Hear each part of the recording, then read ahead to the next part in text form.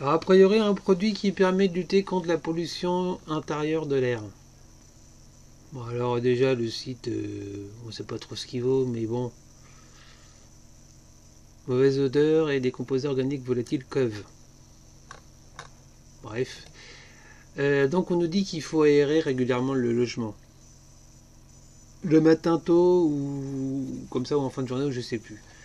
Il est évident qu'il ne faut pas aérer pour moi entre 6h et 9h30, 10h, ni entre 16h et 19h. Pourquoi? Parce que c'est à ce temps-là où les gens prennent leur voiture pour rentrer chez eux et du coup c'est là où il y a des pics de pollution, c'est évident. Donc le mieux c'est d'aérer entre 10h et 16h maximum. Et encore, le midi, il faut voir, parce qu'il y a aussi un petit pic de pollution, parce qu'il y a pas mal de gens qui prennent des voitures, mais beaucoup moins que le matin ou le soir. Ou sinon, après 23h ou minuit, à condition que dans l'entourage du quartier, il n'y a personne qui fasse des feux de cheminée, donc ça c'est valable pour l'hiver, en été, il n'y a pas de souci. Ou du barbecue, c'est pareil. N'aérez pas si vous entendez, si vous sentez du barbecue, parce que alors là, vous allez vous prendre plein de particules fines dans la gueule. Pareil pour les feux de cheminée. Et quand c'est pollué à l'extérieur des pics de pollution, c'est pas mieux d'aérer, c'est faux, ça, c'est des conneries. C'est des conneries parce qu'à l'intérieur, vos poumons finalement font un peu le filtre et vous recrachez du CO2 qui sera remis en air. Et du coup, par la même occasion, vous allez recracher un air plus sain qui sera sans particules fines. Peut-être qu'il y aura un peu d'odeur, ça va sentir mauvais, mais bon, voilà, ça va se renouveler l'air. Alors que si vous ouvrez, vous allez vous prendre plein de particules fines. Et alors, évidemment, si vous passez le ménage, vous utilisez de l'eau de javel, des produits aussi pour la salle de bain ou pour les chiottes, vous savez les trucs qui sentent bon là. Là effectivement ça vaut peut-être le coup d'aérer. Et d'ailleurs, vraiment, c'est évident qu'il faut arrêter d'utiliser l'eau de javel. Les produits qu'on met dans les chiottes pour que ça sente bon, ça prend. Moi j'ai de la chance, quelque part ça me prend à la gorge. Pour moi c'est insupportable aussi ces odeurs, ces produits-là qui sentent très fort. Donc je les dégage, moi j'en ai plus depuis. Enfin j'en ai jamais mis.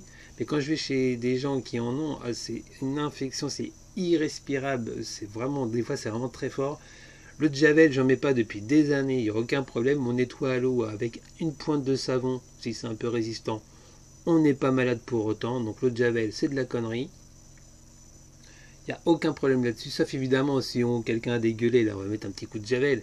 Mais globalement, quand on rentre. Puis de toute façon, une des règles de base pour qu'il n'y ait même pas besoin d'eau de javel, c'est quand vous rentrez chez vous, vous enlevez vos chaussures et vous ne marchez pas avec vos chaussures chez vous, quoi. Vous l'enlevez à la base pour éviter de ramener les cochonneries de l'extérieur dedans. Bon. Et donc, qu'est-ce que je disais? Oui, et on soulève un autre souci là, avec la qualité de l'air intérieur, c'est que si maintenant il faut des produits qui sont efficaces et qui coûtent très cher, c'est encore les riches vont pouvoir avoir une bonne qualité d'air chez eux et pouvoir polluer comme ils veulent à l'extérieur parce que chez eux ils s'en foutent, ils pourront se protéger et les pauvres l'auront dans le cul. Donc ces produits d'air purifié, j'espère que quand ils disent que ça marche, que c'est de la bidon, de la connerie et que ça marchera quasiment jamais, ou alors que ce soit un prix où tout le monde puisse les avoir automatiquement, parce que là ça va être encore quelque part une médecine à plusieurs vitesses, tout comme la bouffe ou acheter bio mais c'est plus cher.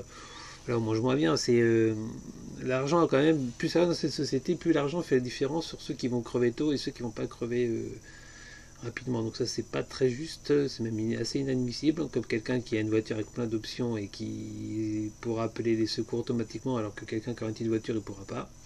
Voilà par exemple, enfin bref.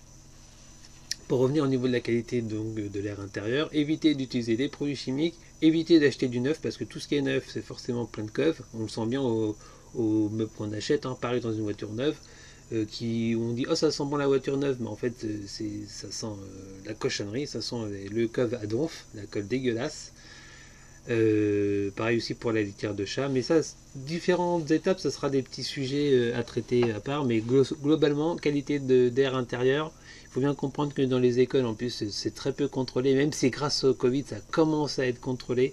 Mais moi, je me suis battu longtemps avec la mairie de ma ville pour demander des relevés, et j'en ai pas eu vraiment. Vous savez, c'est pareil, quand ils refont la peinture, ils essaient de mettre soi-disant des peintures qui sont pas très nocives ou pas nocives, là on sait pas trop. Mais je sais que dans les écoles primaires où j'ai pu aller, ou maternelle, ça puait, non seulement ça puait l'humidité, le moisi, mais des fois ça sentait terriblement la peinture. Alors la peinture éventuellement que les enfants utilisaient, mais ça sentait la peinture, parce que qu'est-ce qui se passe, c'est que la mairie, par souci d'économie au niveau du chauffage, a mis que une, deux ou trois grilles d'aération par classe, des petites grilles de 20 cm peut-être mais en plus même pas bien entretenu, caché par des gros rideaux. Autant dire que pour une classe où il y a 20 ou 30 gamins, l'air est très vite vicié. Alors après ils disent oui, il faut aérer manuellement, mais une aération manuelle ça vaut que de chi, c'est de la merde ça, c'est de la merde. Donc une aération régulière, automatique, il n'y a rien de mieux, et surtout en fonction bien sûr de l'heure à laquelle on le fait, etc. C'est pareil. Si vous êtes à côté d'une route où il y a beaucoup de trafic, et ben c'est pas la peine d'aérer parce que vous allez bouffer tout le trafic. Là, c'est autant déménager parce que vous aurez un air vicié 24 heures sur 24, soit vicié par vous, soit vicié par les pots d'échappement qui seront juste à côté. Donc habiter à côté d'une route où il y a beaucoup de circulation, c'est catastrophique.